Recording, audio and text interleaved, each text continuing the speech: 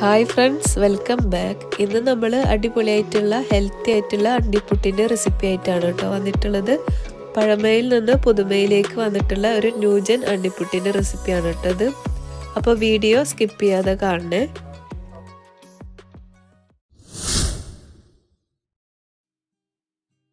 അപ്പോൾ ഞാനിവിടെ 2 കപ്പ് നമ്മൾ ചോറ് വെക്കുന്ന അരിയാണ് കേട്ടോ. സാധാരണ നമ്മൾ ചോറ് വെക്കുന്ന അരിയാണ്. അത് 2 കപ്പ് എടുത്തിട്ടുണ്ട്. അത് ഞാൻ കഴുകിയിട്ട് ഒന്ന് അരമണിക്കൂർ റെസ്റ്റ് ചെയ്യാൻ വെച്ചതാണ് കേട്ടോ. അതിൽ വെള്ളമൊക്കെ വാർന്ന് പോകാൻ വേണ്ടിയിട്ട്. അതുകൊണ്ടാണ് ഇത് കട്ട പിടിച്ച പോലെയുള്ളത്. അപ്പോൾ വെള്ളമൊക്കെ നന്നായിട്ട് ഡ്രൈ ആയിട്ടുണ്ട്. ഇനി നമ്മളിതാ ചൂടായ ചട്ടിയിലേക്ക്, മൺചട്ടിയാണ്, അതിലേക്ക് ഇട്ട് കൊടുക്കുകയാണ്. എന്നിട്ട് നമുക്കിത് അരിമണി നമ്മൾ സാധാരണ വറുത്തെടുക്കുമല്ലോ, അതുപോലെ ഒന്ന് വറുത്തെടുക്കണം.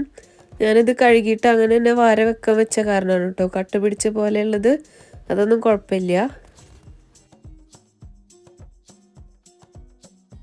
പണ്ടൊക്കെ എൻ്റെ വല്യമ്മയും അതുപോലെ എൻ്റെ ഉമ്മയുടെ ഉമ്മയൊക്കെ അണ്ടിപ്പുട്ട് ഉണ്ടാക്കാൻ വേണ്ടിയിട്ട് തന്നെ സ്പെഷ്യലായിട്ട് പുറത്ത് അടുപ്പൊക്കെ വെച്ചിട്ടാണ് ഇത് വറുത്തെടുക്കാറുള്ളത്. അതുപോലെ പ്രത്യേക തരത്തിൽ അണ്ടി ചുട്ടിട്ടൊക്കെയാണ് നമ്മൾ അണ്ടിപ്പുട്ടൊക്കെ ഉണ്ടാക്കാറുള്ളത്. അതുപോലെ ഉരലിലൊക്കെ ഇഴിച്ചിട്ട്.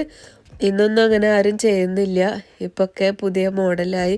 പക്ഷെ പണ്ടത്തെ ആ ഒരു അണ്ടിപ്പുട്ടിന് ഭയങ്കര ടേസ്റ്റിയാണ്. പിന്നെ നിങ്ങൾക്ക് അരി ഒരുമിച്ച് ഇടേണ്ട ആവശ്യമില്ല. കുറേശ്ശെയായിട്ട് എടുത്താൽ മതി കേട്ടോ. വറുത്തെടുത്താൽ മതി. കുറച്ചായിട്ട് മീഡിയം ഫ്ലെയിമിലിട്ടിട്ട് ഒരു 5 മിനിറ്റോ 6 മിനിറ്റോ കറക്റ്റായിട്ട് വറുത്തെടുത്താൽ മതി. അരിമണി റെഡി ആയത് എങ്ങനെയാണെന്ന് അറിയാമെന്നുള്ളത് ഇതുപോലെ അരി പൊട്ടി വരും. പൊട്ടിയിട്ട് കണ്ടില്ലേ, വൈറ്റ് കളറൊക്കെ അയക്കണ. അപ്പോൾ നമ്മുടെ അരിമണി റെഡി ആയി എന്നാണ് കേട്ടോ. എന്നിട്ട് ഇത് വേറൊരു പാത്രത്തിലേക്ക് ചൂടാറാൻ വേണ്ടിയിട്ട് വെക്കണം.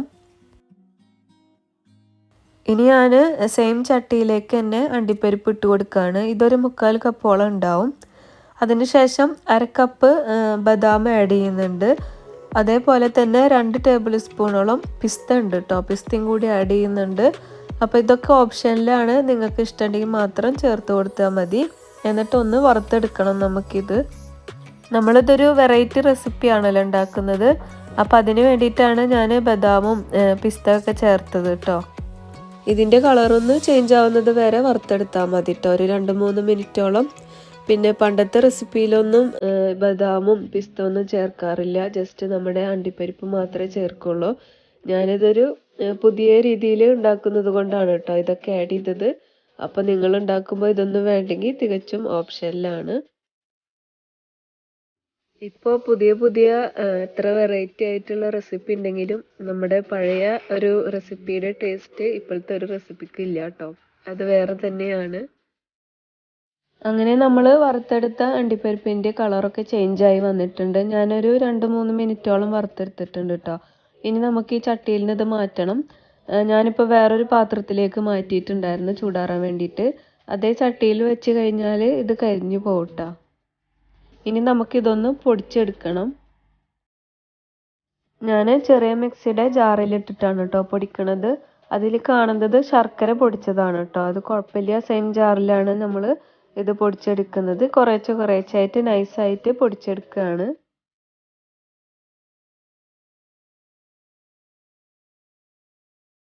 അപ്പോൾ ഞാൻ നൈസായിട്ട് തന്നെ പൊടിച്ചെടുത്തിട്ടുണ്ട് കേട്ടോ. നല്ല നൈസായിട്ടാണ് പൊടിച്ചെടുത്തിട്ടുള്ളത്.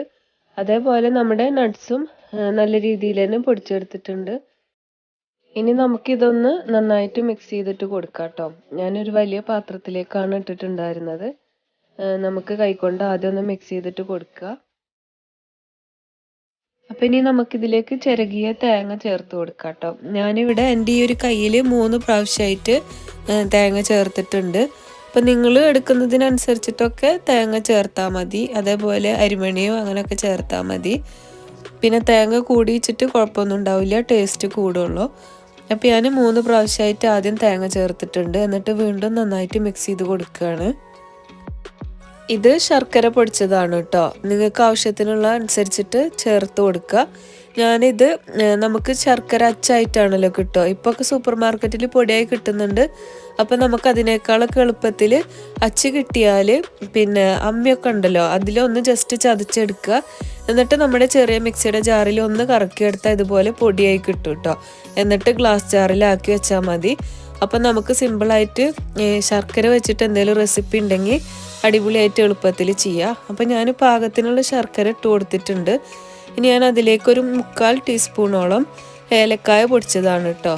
അത് നിങ്ങളുടെ ഫ്ലേവർ നോക്കിയിട്ട് അതിനനുസരിച്ചിട്ട് ചേർത്ത് കൊടുത്താൽ മതി. ഏലക്കായൊക്കെ ചേർത്ത് കൊടുക്കുമ്പോൾ നല്ലൊരു ടേസ്റ്റിയാണ് കേട്ടോ നമ്മുടെ അണ്ടിപ്പുട്ടിന്. അപ്പോൾ ഞാൻ ആദ്യം ഒന്ന് കുഴച്ചെടുത്തിട്ടുണ്ട്. എന്നിട്ട് അണ്ടിപ്പുട്ടിൻ്റെ ഷേപ്പായിട്ട് കിട്ടുന്നുണ്ടോ എന്ന് ആദ്യം ഒന്ന് നമ്മുടെ കയ്യിൽ നോക്കുക. അപ്പോൾ അത് പൊട്ടി പോവാന്നുണ്ടെങ്കിൽ നിങ്ങൾക്ക് വേണമെങ്കിൽ കൂടുതൽ മധുരം വേണമെന്നുണ്ടെങ്കിൽ കുറച്ച് ശർക്കരയും അതുപോലെ തേങ്ങയും ചേർത്ത് കൊടുക്കുക. അതല്ല മധുരം കുറവ് മതി എന്നാണെങ്കിൽ നമ്മൾ പൊടിച്ചെടുത്ത മിക്സി ഉണ്ടല്ലോ അതിൻ്റെ ജാറ്, അതിൽ കുറച്ച് വെള്ളം ഇട്ടോ, ഒരു 2 ടേബിൾ സ്പൂൺ പച്ചവെള്ളം മാത്രം ഒന്ന് ഇതുപോലെ കലക്കിയെടുക്കുക. എന്നിട്ട് ചേർത്ത് കൊടുത്താൽ മതി. അപ്പോൾ ഞാൻ ചേർക്കുന്നില്ല, ഞാൻ വീണ്ടും ശർക്കരയും തേങ്ങ തന്നെയാണ് കേട്ടോ ചേർക്കുന്നത്. അപ്പോൾ ഞാൻ നിങ്ങൾക്ക് ജസ്റ്റ് കാണിച്ചു തന്നതാണ്. മധുരം കുറവാണെന്നുണ്ടെങ്കിൽ അങ്ങനെ ചേർത്താൽ മതി.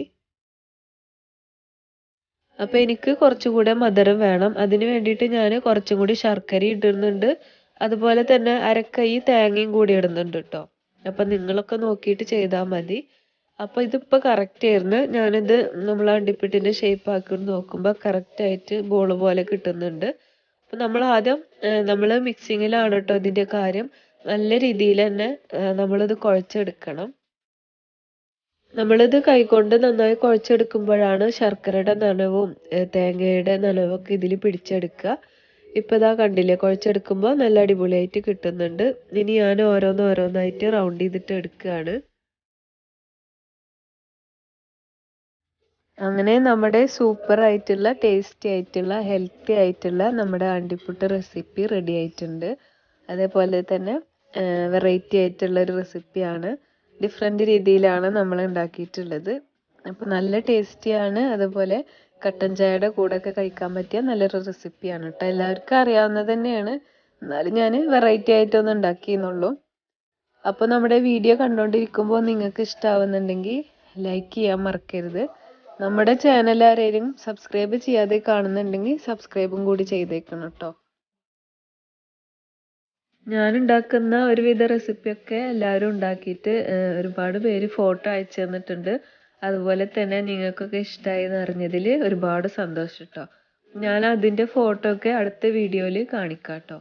അപ്പോൾ നമ്മുടെ വെറൈറ്റി ആയിട്ടുള്ള റെസിപ്പി റെഡി ആയിട്ടുണ്ട്. തീർച്ചയായിട്ടും എല്ലാവരും ഇതൊക്കെ ഒന്ന് ട്രൈ ചെയ്ത് നോക്ക് കേട്ടോ.